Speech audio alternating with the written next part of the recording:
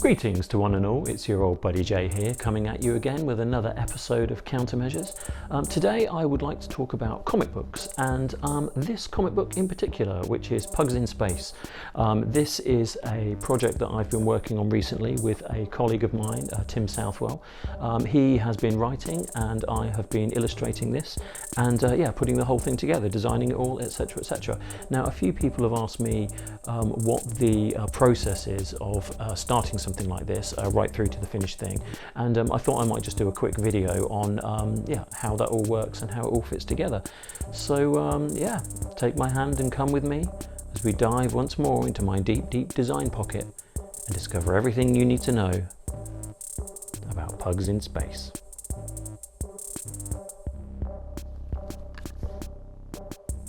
So I've worked in design and advertising for over 20 years now, and I've been running my own business, Deadline, for around 12, nearly 13 years. And in all that time I've worked with many different clients. I've met many people that have put me in contact with potential work. So these jobs can come pretty much from anywhere from a kind of design perspective, so I'm used to that kind of process of repeat work from clients I already have, or recommendations that have then led on to conversations that have turned into jobs. Now with this job I wasn't particularly looking for an illustration project, because I am traditionally into more design and advertising based briefs. But due to everything that's been going on this year in terms of the pandemic, etc., what I found was I was starting to get contacted from various different people, or work suggestions coming in from places that I wouldn't normally look at, because I'm either A, too busy, or all my main sources of getting jobs come from elsewhere. So on this occasion, a friend just completely randomly dropped me a line on LinkedIn. Which is excellent, by the way, for work if you've got a network of people that are looking for marketeers and designers, etc, etc. It's a really good hub. And they just contacted me and basically said that they had a friend who was looking for an illustrator. Was I interested? Now I've done a lot of illustration throughout the years for various design projects, and I've always been into comics since I was a little kid. I've always had comics and read comics, and I always used to draw comics when I was a kid. That's the whole kind of impetus behind having a kind of artistic career. From when I was young, I wanted to do that. So having got an interest in comics and then moved into sort of more design-based problem-solving, advertising briefs, etc., I now find that the illustration that I do tends to be involved more with the project I'm doing as a kind of smaller part of a bigger, a small cog in a bigger wheel, if you like, bigger machine, if that makes any sense. So with this project I wasn't particularly looking for it, but I did contact the gentleman who needed some design work doing and some illustration work doing, and this was Tim Southwell. Now Tim has his kind of bit of history for him is that he is a writer, but he also created Loaded magazine, or co-created Loaded magazine back in the day. He also had a very successful online magazine called Golf Punk, or I think it was printed first and then it went online. He's been involved with a whole different array of really successful projects, and another one of these that he did was for the Beano. Now he was asked to create the Beano back in, I think it was like 2011 or 2012, and I think that kind of set him down a path of thinking that maybe one day he might like to write a comic. So fast forward 8 years and a global pandemic, and Tim decides that he wants to start writing a story about his two dogs, Ronnie and Lola. And these dogs love watching TV, and they particularly like watching space films. So he put two and two together one afternoon and thought, well, why don't I write a story about pugs in space? So I think the kind of the concept and the idea behind the comic kind of took a while to kind of come together, in terms of Tim knew he wanted to do something, and then it turned into this kind of tangible potential product. So then he put the feelers out for anybody that might be interested in doing the illustration work, and obviously I answered the call, if you like, and we just got chatting, and that was basically the starting point of where this project began. So we just had a lot of conversations about what it is, the kind of audience that it's aimed at, the kind of potential marketing appeal, etc., etc. And then he already had a few pre-worked up sketches of what the Pugs could look like, and maybe some kind of conceptual idea about the kind of style and approach and the tone of voice of the comic. So then he sent that over to me, and he said, look, here's like 4 or 5 illustrations that I've got that are sort of basic sort of outlines of what, you know, where a direction this could go. So then I just said to him, well, look, I haven't fully drawn a comic from start to finish in my career professionally. I've done it as a part-time thing with my my spare time, loads of spare time, so I hadn't really ever put this together. But what I do have is like a wealth of history putting design projects together, and the process of this isn't so different. Other than there's an additional element, which is that I'm doing the illustration side of things. So what I then did is I went away and sat in the dark for a couple of weeks, and I just basically drew up a whole load of different ideas for potential scenarios or characters for the comic, locations and ships and all that kind of stuff, sort of just starting to get an idea of some world building, to, which is what filmmakers do. They storyboard everything before they film anything, because they want an idea about how things are going to come together and how the whole world fits together, because it's no good creating something and just sort of trying to wing it on the day. You have to kind of have the backstory, if you like, and that's being a reader and fan of comics and graphic novels for a long time in my life. They're the ones that appeal to me most, the ones that you kind of read the first couple of pages and you already feel that you're kind of in this. There's a world that exists already that's been established before you've got into the sort of story. So that was my sort of thinking. So we just had a lot of back and forth with characters that could be in the story, about how they looked, how that story might develop, how Ron talks in the story compared to Lola, compared to Taser, who comes into the story later, and what her backstory is, and just generally building building up an idea of where these characters are from. I mean, it is ridiculous because it's dogs in space. But if you ground any kind of idea in a kind of tangible universe and give it weight, I think that you can sort of suspend your disbelief enough to take it on board. Now, let's not get too deep about it. It's not Dostoevsky we're talking about here. It is a book about dogs in space. But the stories that we've kind of discussed, and the kind of roots, the character arcs that these pugs can sort of follow during the sort of series of books that we're hoping to put together. I think it's quite interesting, and it was a really interesting process to be involved with. So that's before we'd even really started working on what is the first issue. So we decided that while there was some funding to put together the first issue, obviously you have things to consider like print costs and distribution, etc., etc. And luckily in this world there exists Kickstarter. So Kickstarter was Tim's initial kind of go-to thought in terms of getting some funding behind this, because it's a good way to kind of test the water and say, is there any interest in this? Are we just wasting our time? Is it just a total passion project? Which you could argue it is. It is, I think, all of these things where you're pouring your kind of ideas out onto paper in this way is partially a passion project, but it's also to make it, to elevate it slightly and turn it into something that people might actually want to engage in and be interested in. So Tim then set up the Kickstarter, and it sort of ran. I think it ran for like 4 to 6 weeks. It might have been a little bit longer, but we were really lucky in that we had 70 plus people interested. Everybody started backing it, friends and family. Obviously we milked social media to get as many people involved as possible, to see if there really was any interest, and we got just enough interest to just enough money in the kitty to cover the printing and distribution and any kind of social media promotion we wanted to do, etc., etc. So all of that kind of dialed back into sort of getting this off the ground. So once we knew that we had some money in the bank, and we could also then push on with trying to put together some idea about how do we actually make this work, how do we end up with a physical copy. So it starts like this, which is Tim then goes away and he sits in the dark and he comes up with the core of the first issue. Now, we talked about kind of various acts, and are we just going to do, is it just one and done? Will we just do one issue and then that's it, it's gone?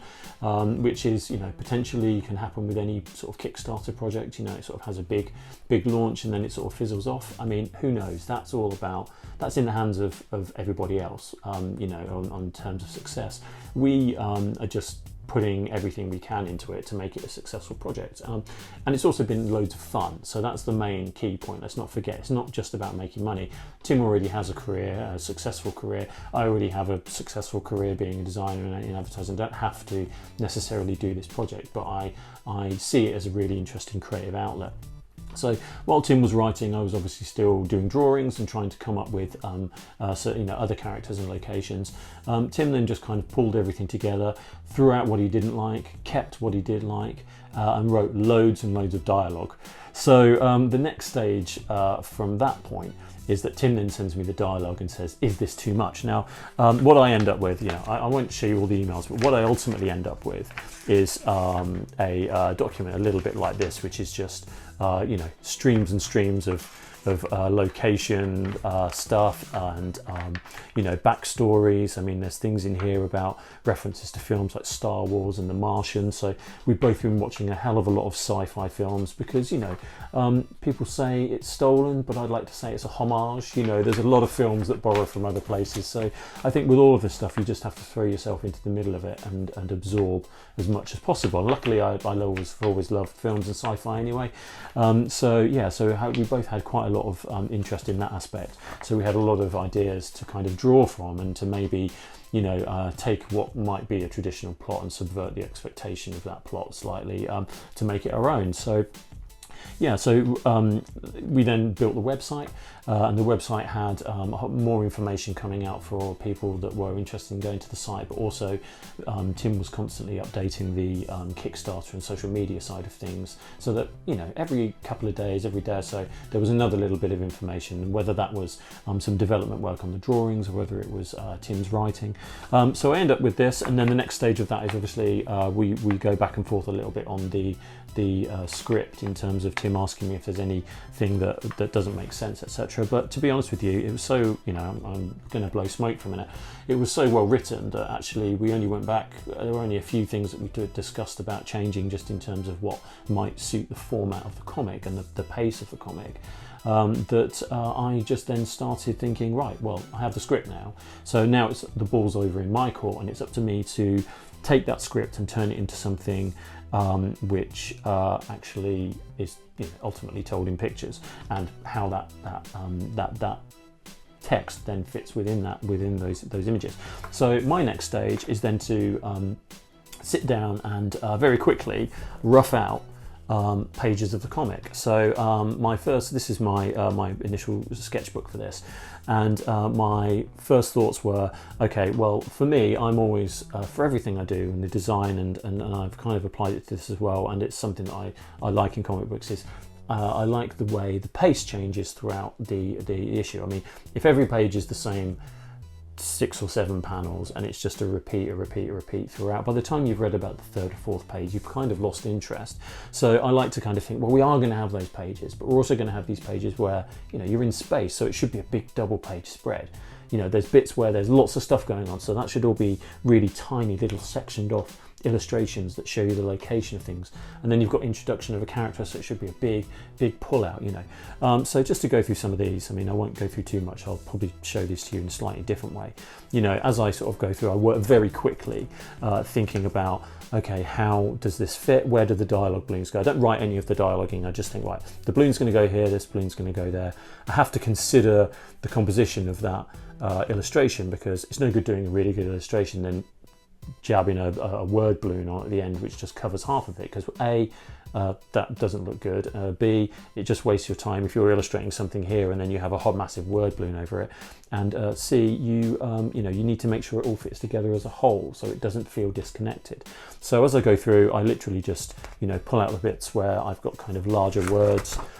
Just work very quickly on kind of character sketches just to get an idea of how the page hangs together. If there's a pull-out image, then there's like a sort of a larger page where it introduces the ship. So that just helps to dictate the flow of information. And then I just work through all the pages and see where it gets to. Now, my page count, we basically worked out that we want about a 32 pager. I mean, usually with these comic books, they are around 24 pages. But we thought with issue 1 we were introducing a lot of characters. There's quite a lot of different locations. We didn't want it to feel too rushed. I mean, there's a lot of information in there to get the story started. So that was basically how that started. So then I send those back to Tim, and then we discuss again if there's kind of any kind of thoughts and locations that we need to kind of tidy up. What those look like.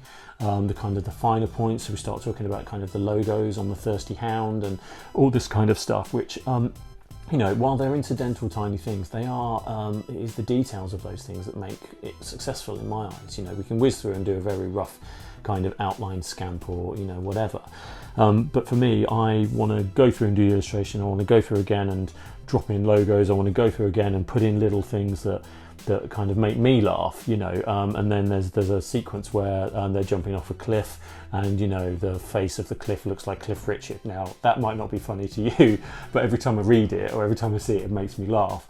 So it's things like that that I want to keep going through, and it just allows Tim and I to kind of drop a little bit more of our own personality into the document, to kind of make it ours, to own that. So once I've got the script, and once I've done the kind of initial concepts, then we'll do something quick like this, which is just we sort of work out what the cover's going to be. Then we start kind of thinking about is this double page spread, closing pages, etc., etc. So I'll start putting that together on the computer, because obviously to do something like this, you can draw as much as you like, but you also need to be able to pull it together. So luckily having done design for a long time, I'm able to take some of those skills and transfer those over into terms of doing page layouts. So once Tim was happy with that, basically what I consider to be the real work begins. So Tim's done the hard bit. He's come up with the concept and written everything. I've done my part at that point, which is like, here's a few ideas for what things could look like, and it's like, right, now go away and draw everything. So the process starts of taking my initial concepts and starting to work up pages. So what I'll do is I'll scan each of those pages in, I'll drop them into the exact size that we want to go for, and in this case the comic ended up being your kind of standard Americanized comic size, because we didn't want it to be A4, we didn't want it to be like a kind of the old British magazine sizes. I think there's something quite nice about this format, plus it wouldn't fit on the shelf with everything else, so there is all these things to consider. It's quite, I've not really done anything of this kind of format before. It's always A5 or A4, whatever. So it was interesting to kind of start to look at how the different ratios of the page kind of work together, etc. So then I just start drawing everything, and what happens then is I draw a page, I send it to Tim, I draw a page, I send it to Tim, and while I'm kind of working on the third or fourth page, he then feeds back to me maybe things we've missed, maybe things that just need tidying up. And then it really is just me doing stuff and sending it over to him, and then us discussing whether or not that's right, whether the person in this illustration looks correct, maybe he's too overdone. Maybe initially when I started drawing it, some of the pugs, their legs were a little bit too long, so we adjusted all that because they're all meant to be kind of tiny and a little bit kind of cutesy, etc. And yeah, between the both of us, we end up coming up with where we are with this. So when I do the illustrations, obviously I start in pencil, I scan them in. When I actually do the final illustrations, I do them all on screen. So I actually use a Wacom digital tablet, which is called the Cintiq. I think it's 1350. It might be a different model number, but I think it's that one. Anyway, it's a big old digital screen, and I can, the days of using these things in the past, they just never really seem to work. You'd have your tablets and your screen, you'd be drawing on your tablet, you'd move your arm, and then it would go and sort of slowly catch up. So the lag was unbelievable. Whereas now, like, these digital screens are honestly, you draw on a piece of paper, you draw on a digital screen. There is no difference. The only difference is that on the digital screen you have a whole plethora of different options that you can use. So you've got different brushes and the thick and thin line techniques and all of this stuff, and it allows you to color things in an interesting way. It means that all of the assets are all kind of movable. So like maybe I put the page together and there's like an asset that doesn't quite fit, or the way I've drawn it doesn't quite work there, so you can kind of move and tinker around with it. So all of those things allow you to have total control over what you're putting on the page and moving things around, and then pull those assets out when they're done. We can use those for social media, and we can use those for kind of promotional work. We're doing a whole load of merchandise, so we've got like Pugs on face, as we call them, and we've got mugs in space, and we've got t-shirts, etc. on the website. So all of that, all of the kind of drawn assets that are being generated through the magazine can then be used for those different things, which has been quite good in terms of marketing. And I understand as the comic launched this week, the merchandise side has been doing quite well. We've got quite a few people interested in America who have been asking when we can ship stuff over and things like that. So that's really looking positive, and it's a good start. We obviously then sat down and finalized everything. We met up a lot in terms of going through stuff, printed out a whole load of proofs, went through all of that, made sure that all the typos were right, because with all these things, you do them and you go through and you go through and you go through, and eventually you end up in a place where you're happy, and then you read it one more time, there's a comma missing, and so it's just giving yourself enough time to put that together and to finish the quality of the book. I think we did do that. I mean, I've worked on a lot of projects where we don't have enough time to start or finish, and some of those projects do suffer because of that. As much as you want them to be as good as they can be, your time constraint is restricting. Whereas something like this, a passion project, call it what you like, it does mean that we control the deadlines for everything. So if I say to Tim, that's going to take me 2 months to do from start to finish, let's make it 3 months. Tim's like, great, because then that gives us the best product at the end of the process, and we did. I think Tim and I met in June.